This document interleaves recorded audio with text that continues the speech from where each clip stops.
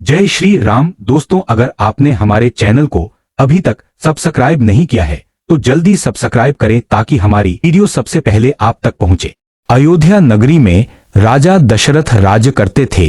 उनके 4 पुत्र थे, श्री राम, भरत, लक्ष्मण और शत्रुघ्न। चारों भाई एक दूसरे से बहुत प्रेम करते थे, लेकिन श्री राम सबसे बड़े और सबसे प्रिय थे। वे सत्यवादी, दयालु और धर्म का पालन करने वाले थे।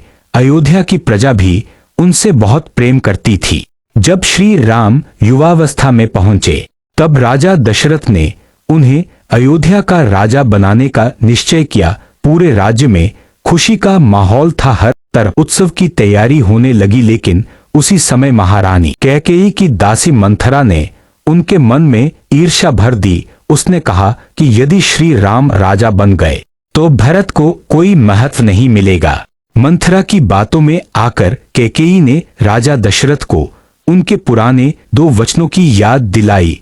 उन्होंने पहला वरदान मांगा कि भरत को अयोध्या का राजा बनाया जाए और दूसरा वरदान मांगा कि श्री राम को 14 वर्ष का वनवास दिया जाए। यह सुनकर राजा दशरथ दुख से टूट गए। वे श्री राम से बहुत प्रेम करते थे, लेकिन अपने वचन से पीछे नहीं हट सकते थे।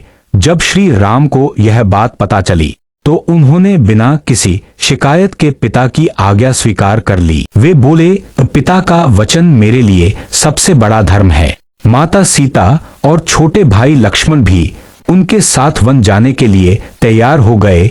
अयोध्या की प्रजा रोने लगी। सभी चाहते थे कि श्री राम वन न जाए, लेकिन राम ने सभी को समझाया और माता पिता का आशीर्वाद लेकर वन की ओर प्रस्थान किया। वन में तीनों साधारण जीवन बिताने लगे। वे पेड़ों के नीचे विश्राम करते, फल खाते और ऋषि मुनियों की सेवा करते थे।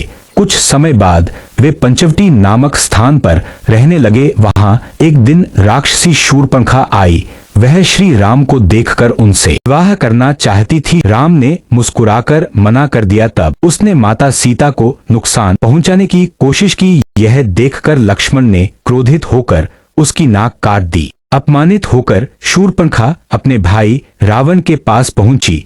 उसने माता सीता की सुंदरता का वर्णन किया और रावण को बदला लेने के लिए उकसाया। रावण बहुत शक्तिशाली राक्षस राजा था।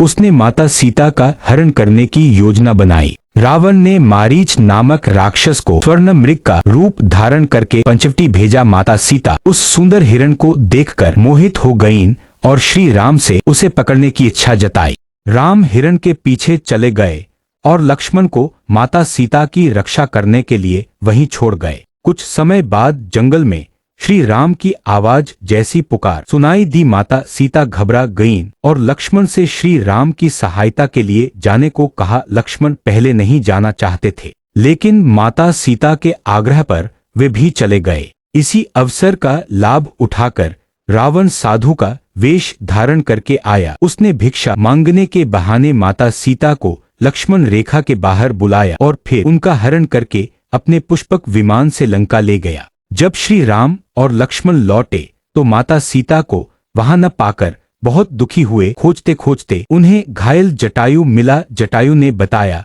कि रावण माता सीता को लंका ले गया है। यह सुनकर श्री राम ने रावण से युद्ध करने का संकल्प लिया। आगे चलते हुए उनकी मुलाकात हनुमान जी और सुग्रीव से हुई। सुग्रीव वानरों के राजा थे। हनुमान जी श्री राम के परम भक्त बन गए। श्री राम ने सुग्रीव की सहायता की और बदले में सुग्रीव ने माता सीता को खोजने के लिए अपनी वानर सेना भेजी। हनुमान जी समुद्र पार करके लंका पहुंचे। वहां अशोक वाटिका में उन्होंने माता सीता को देखा।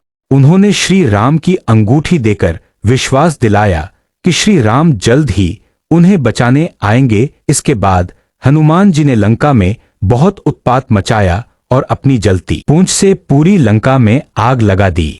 इसके बाद श्री राम ने समुद्र पर पत्थरों का विशाल पुल बनवाया, जिसे राम सेतु कहा गया। वानर सेना के साथ वे लंका पहुंचे। वहां रावण और श्री राम के बीच भयंकर युद्ध हुआ। रावण के भाई कुंभकर्ण और पुत्र मेघनाद भी युद्ध में मारे गए। अंत में श्री राम और रावण का युद्ध हुआ। रावण बहुत शक्तिशाली था, लेकिन श्री राम ने अपने दिव्य बाण से उसका वध कर दिया। पूरे लंका में विजय का शंख बज उठा। माता सीता को रावण की कैद से मुक्त कराया गया। 14 वर्ष का वनवास पूरा होने के बाद श्री राम, माता सीता और लक्ष्मण अयोध्या लौटे। उनके लौटने की खुशी में पूरी अयोध्या को दीपों से सजाया गया, हर घर में दीपक जलाए गए। इसी कारण आज भी दीपावली का पर्व मनाया जाता है। अयोध्या लौटकर श्री राम का राजतिलक हुआ। उन्होंने न्याय और धर्म के साथ राज्य किया। उनके शासन को राम राज्य कहा गया, जहां सभी लोग सुखी और सुरक्षित थे।